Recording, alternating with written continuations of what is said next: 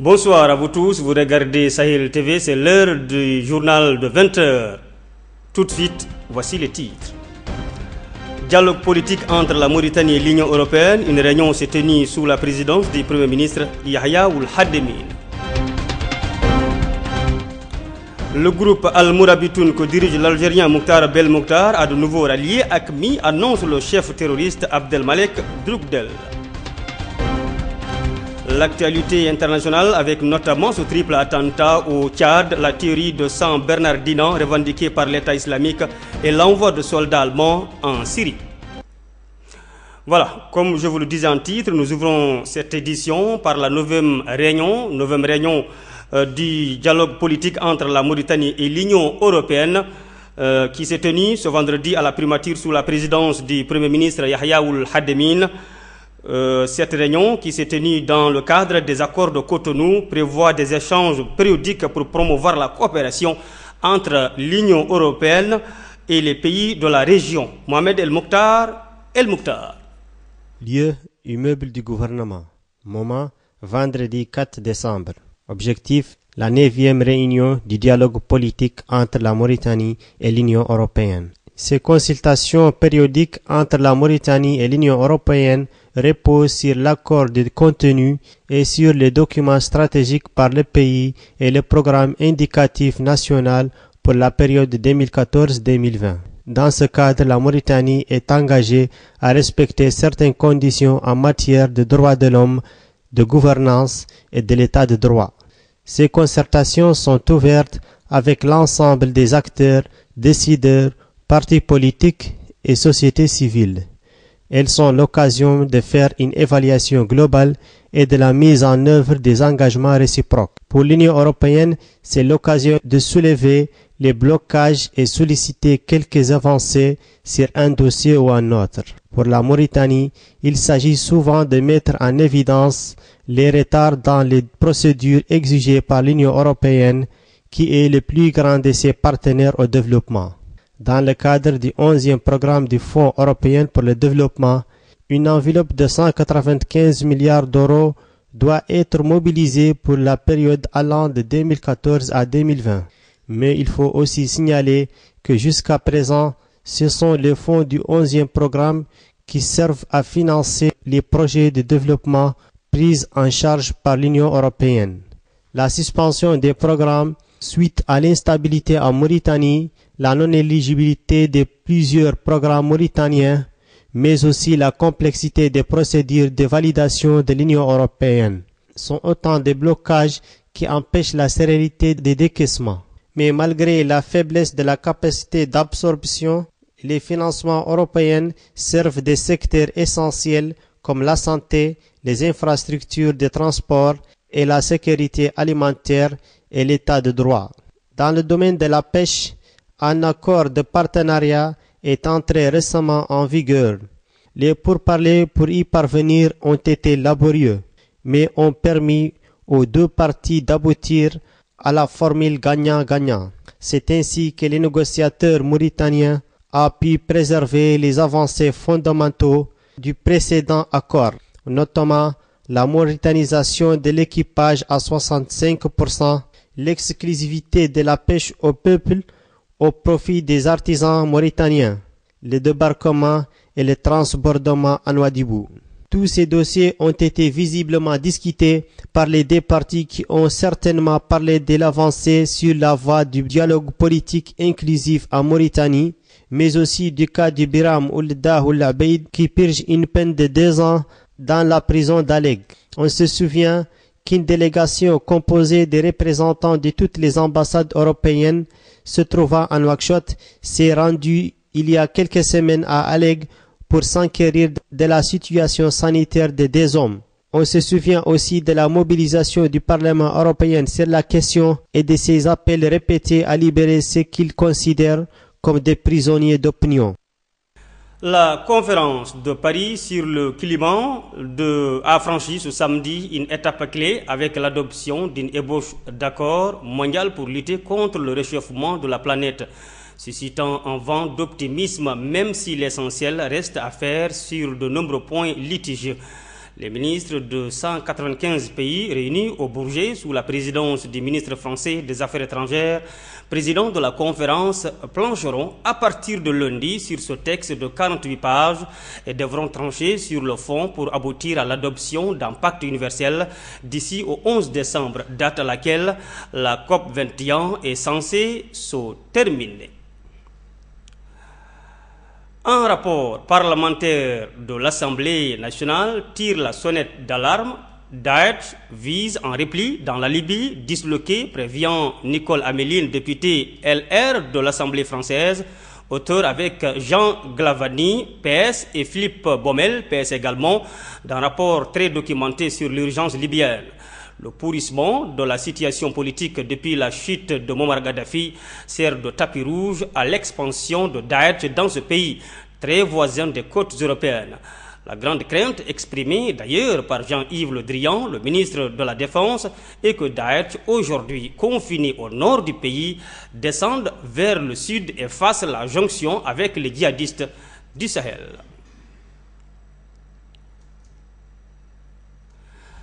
L'attaque de l'hôtel Radisson de Bamako les a soudés contre la France. Le chef d'Al-Qaïda au Maghreb islamique a annoncé dans un message audio diffusé vendredi le ralliement du groupe Al-Mourabitoun et a profité pour revendiquer la prise d'otages de novembre à Bamako. Alias Abbas, commentaire. Dans un nouvel enregistrement audio, le groupe Al-Mourabitoun réitère son appartenance à Al-Qaïda au Maghreb islamique. C'est ce qui ressort d'un communiqué audio diffusé sur Al Jazeera Net, où le porte-parole du groupe appelle ses combattants à s'unir et à frapper ce qu'il appelle les idolâtres et les serviteurs des croisés. Cet enregistrement vient au moment où les actes terroristes se multiplient dans le monde et où les différents groupes terroristes, surtout AQMI et Daesh, le groupe de l'État islamique, rivalise en termes d'actions meurtrières et spectaculaires. Daesh est implanté en Libye et attend recruter dans toute la région du Sahel et du Maghreb.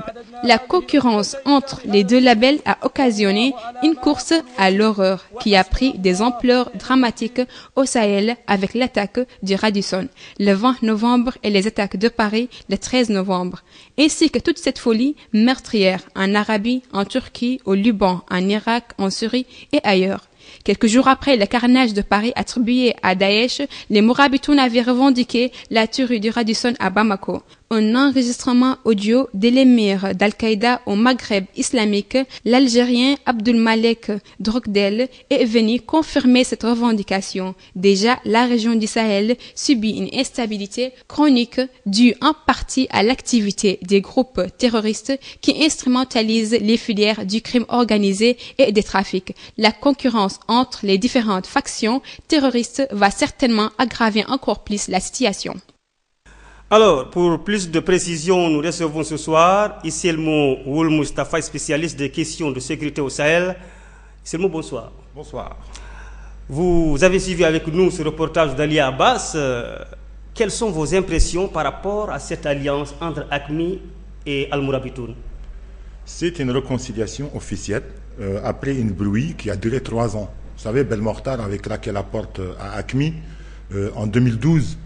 Parce qu'il avait perçu qu'il avait été rétrogradé. Il devrait être nommé émir du Sahara. Et ce n'était pas lui qui a été finalement choisi par la hiérarchie d'AQMI en Algérie. Ils ont nommé Yahya Aboul Hammam comme émir du Sahara.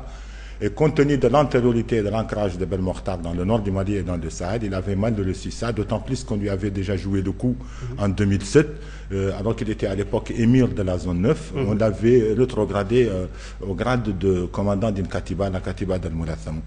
Donc Belmokhtar, tout en refusant de continuer à travailler avec AQMI, avait quand même gardé son allégeance à Al-Qaïda. Vous savez que AQMI prête également allégeance à Al-Qaïda. Donc aujourd'hui, on peut dire que c'est une réconciliation officielle, que les choses sont revenues à la normale, même si Belmokhtar, quand même, il demeure commandant de Katiba parce que son groupe Al-Mourabitoun devient une Katiba d'Al-Qaïda au Maghreb islamique. Il y a des questions qu'il faut se poser. Est-ce que Belmokhtar va accepter la préséance de l'émir du Sahara, Yahya Aboul Hammam? Est-ce qu'il y aura un changement d'organigramme pour la zone du Sahara-Sahel? Dans les prochains jours, on le saura, parce que c'est pas normal que Belmokhtar refuse qu'Al-Mourabitoun soit inféodé à l'émirat du Sahel et qu'il accepte qu'Al-Mourabitoun reste dans la même situation. Alors, Isselmou, qui sont ces Mourabitoun? En fait, il y a deux Mourabitoun. Vous savez, les Mourabitoun historiques qui ont quitté le pays ici les années 1035, qui ont contribué à l'islamisation des tribus qui étaient là et qui sont remontés au nord pour occuper le Maroc et plus tard pour même occuper l'Andalousie. Ça, c'est la première génération, c'est la génération nos ancêtres en quelque sorte qui avaient une certaine conception du djihad qui n'est pas quand même le kidnapping et nous avons notre équipe de football qui s'appelle Mourabitoun. Nous avons aussi notre équipe de football des Mourabitoun et nous avons aussi les Mourabitoun de la 25e heure qui sont dans le nord du Mali, quoi. Donc, alors le chef Mokhtar dit en ces termes, cette alliance des djihadistes de deux groupes s'est concrétisée lorsque deux martyrs ont signé par le sang cette unité en attaquant l'hôtel Radisson de Bamako. En tant que spécialiste, comment vous analysez cela? Oui, donc ils ont mené une opération conjointe. Cette opération conjointe, c'est la prise d'otage le 20 novembre au Radisson Blu. C'était un élément d'Al-Mourabitoun et un élément d'Aqmi qui sont morts dans l'opération. Donc ils ont scellé cette alliance par le sang. Mais il ne doit pas vous échapper qu'il y a eu aussi une troisième revendication, la revendication du Front de Libération du Massina, qui est un mouvement djihadiste malien et peu. Mais la revendication Aqmi Al-Mourabitoun est beaucoup plus plausible, parce que quand même le Front de Libération du Massina agit essentiellement dans le sud du Mali, dans la zone de Mopti. Isselmou, on parle aussi de cette concurrence entre Daesh et Al-Qaïda. Qu'en est-il? Ben, c'est la concurrence entre la fille et sa mère. Al-Qaïda, c'est la maman et Daesh, c'est la fille qui s'affirme, qui a un tempérament un peu trempé, qui est beaucoup plus sulfureuse, beaucoup plus arrogante, beaucoup plus agressive, beaucoup plus meurtrière, beaucoup plus médiatique. C'est tout. Moi, je pense que l'État islamique, c'est une fille d'Al-Qaïda, parce que, en fait, le fond idéologique est le même. Les méthodes sont les mêmes. Sauf que l'État islamique est beaucoup plus brutal, beaucoup plus médiatique, qu'il se distingue aussi par des conquêtes territoriales. Il occupe des espaces des territoires irakiens et syriens, de vastes pans de ces territoires-là, contrairement à Aqmi, dont les combattants se terrent essentiellement dans les grottes et dans les montagnes. Donc, c'est tout simplement je l'ai déjà dit une fois ici sur Sahel, c'est tout simplement une résurgence du mouvement d'Al-Qaïda sous une autre dénomination et avec des méthodes et des pratiques beaucoup plus expéditives. Isselmou, l'ancien président de la République, Elie Mohamed Vall, directeur de la sécurité pendant 20 ans, soutient que Daesh recrute dans notre pays. Et c'est vrai ça? Ben, moi, je ne sais pas. Je sais que je sais seulement que si Daesh recrute, vraiment, elle n'a pas un grand bilan quand même en Mauritanie, parce que nous n'avons pas le profil de l'ancien président Elie Mohamed Vall, mais nous suivons le dossier en tant que journalistes et les informations que nous avons nous parlent de 2 ou de 3 Mauritaniens seulement dans les rangs de Daesh. Donc, ce qui montre que l'adhésion, le recrutement est encore très marginal et même insignifiant, et ne doit pas nous pousser à nous inquiéter compte tenu du fait que les bases arrières de l'État islamique sont très lointains et qu'ils ont du boulot à faire en face de l'aviation de la coalition internationale, en face d'armées irakiennes et syriennes. Donc, je pense que franchement, cet épouvantail qu'on avance maintenant, que Daesh recrute et que les autorités sont faibles, qu'elles n'osent pas affronter, je pense personnellement que ça ne tient pas. Personnellement. Mais Daesh quand même recrute. Je ne pense pas que Daesh recrute directement comme le faisait Aqmi à l'époque. Vous savez, à l'époque, le recrutement, il suivait un processus assez particulier. Il y avait des émissaires qui étaient là, il y avait des religieux qui lavaient les cerveaux, qui faisaient de la radicalisation, et il y avait des méthodes pour envoyer les jeunes dans les camps du nord du Mali. Aujourd'hui, vous savez, les 3 affaires qui ont renvoyé à des liens avec l'État islamique sont des affaires d'adolescents, somme toute banales. Le cas des gosses de Zouerat qui étaient en contact sur une page Facebook, avec une page Facebook de l'État islamique. Le cas des jeunes de Ouadnaga qui ont fait une vidéo de simulation peut-être pour lire, mais maintenant ils sont en prison pour ça. Et le cas d'un groupe très réduit de jeunes prédicateurs qui ont déclaré que l'État islamique est une bonne chose et que c'est un vrai État islamique et que se sont retrouvés derrière les barreaux. Donc, franchement, c'est un phénomène marginal. Je ne nie pas que peut-être qu'il y a des choses qui m'échappent. Je ne dément pas ce qui se dit. Mais dire que l'État islamique recrute en Mauritanie, je pense franchement que c'est exagéré. Parce que nous sommes beaucoup plus versés sur Al-Qaïda au Maghreb islamique et sur le groupe Al-Morabitoun, plutôt que sur Daesh, qui sont très loin, même s'il y a maintenant un État islamique en Libye, à Derna, et même s'il y a aussi une faction combattante au niveau d'AQMI qui a prêté allégeance à l'État islamique. Merci. Isselmou Moustapha, spécialiste des questions de sécurité au Sahel. Ces dernières années, le réseau routier de Nouakchott s'est sensiblement développé avec la construction de nouveaux axes dans la plupart des quartiers permettant de désengorger la circulation automobile. Mais les mentalités n'ont pas changé. En circulant dans la capitale, on constate le peu de respect qu'accorde bon nombre de nos concitoyens aux règles de conduite. Un commentaire signé Mohamed Lamine Oulseidi. La circulation automobile, un véritable calvaire à Nouakchott. L'indiscipline, on en voit de toutes les couleurs. Chacun a sa façon de conduire et pense avoir le droit de tout faire. Une situation génératrice d'énormes problèmes et qui va en s'empirant. Les coups de gueule, l'insolence, l'arrogance, les insultes entre les conducteurs d'une part, ces derniers et les piétons d'autre part, ces scènes qui font partie du quotidien des Nouakchottois. Le groupement général pour la sécurité routière n'arrive pas à imposer la discipline aux usagers de la route, d'où le désordre indescriptible de la circulation qui atteint son paroxysme aux heures de pointe. Les infractions ne se comptent plus. On brûle les feux rouges, plus de limitation de vitesse, de respect des lignes continues et discontinues, pour ne citer que ces exemples. Résultat, des bouchons sur les principales avenues et dans les voies secondaires. D'énormes files de voitures se forment et bloquent la circulation pendant des heures. L'adrénaline qui monte avec les conséquences que vous imaginez. Un casse-tête qui décourage de plus en plus les usagers au point que certains préfèrent laisser leur voiture à la maison pour éviter les désagréments de la circulation à Nouakchott. Des problèmes qui pourraient être surmontés en partie, voire même résolus, si l'application du code de la route était effective. Mais hélas, tel n'est pas le cas. Le temps n'est plus aux déclarations de bonne intention, il faut agir pour faire appliquer la loi. Or, très peu sont les détenteurs de permis de conduire qui savent les règles élémentaires du code de la route. Les permis sont délivrés par complaisance, souvent à des personnes ne remplissant pas les conditions et critères requis. Une campagne de communication s'impose pour sensibiliser les citoyens sur les enjeux du respect du code de la route et de la nécessité de servir contre les infractions aux règles de la circulation urbaine. Mohamed Lamine Oulseidi, merci beaucoup. Actualité internationale en brève et en images avec Fatimatou Saoudaina. Au Tchad, au moins 27 personnes ont été tuées et plus de 80 blessés ce samedi 5 décembre dans un triple attentat suicide commis sur le marché de Louloufou, une île du lac Tchad, selon une source sécuritaire à N'Djamena. Cette région avait été placée le 9 novembre par le gouvernement sous le régime de l'état d'urgence à la suite de précédents attentats suicides.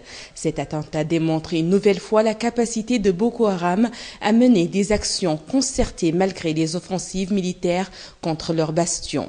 Après plusieurs mois d'intervention militaire tchadienne et nigérienne et de contre-offensive nigériane, Boko Haram est lourdement affaibli et a perdu l'essentiel de ses conquêtes de 2014. La tuerie de San Bernardino en Californie qui a fait 14 morts mercredi a été perpétrée par des partisans de l'organisation État islamique. Le groupe djihadiste le revendique dans son bulletin radiophonique quotidien El Bayan.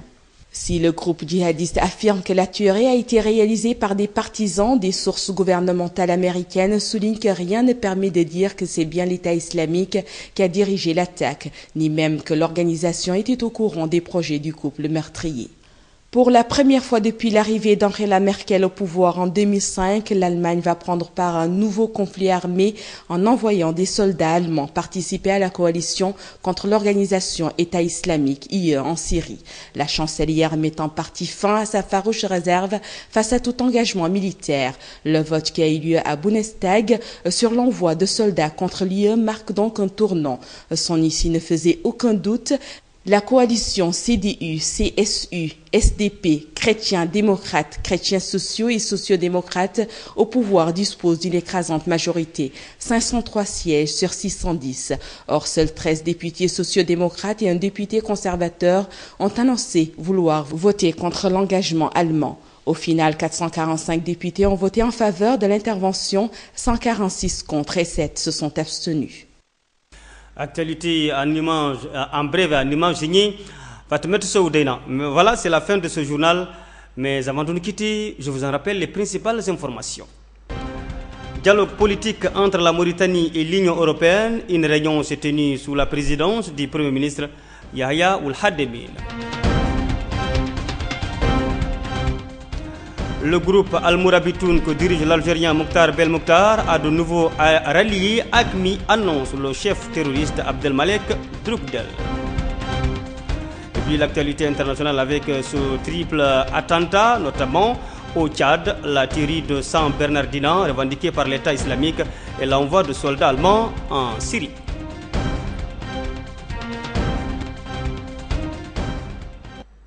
Voilà, on se retrouve demain à la même heure sur la même chaîne. Passez des bons moments en compagnie des programmes de Sahel TV. Bonsoir à toutes et à tous.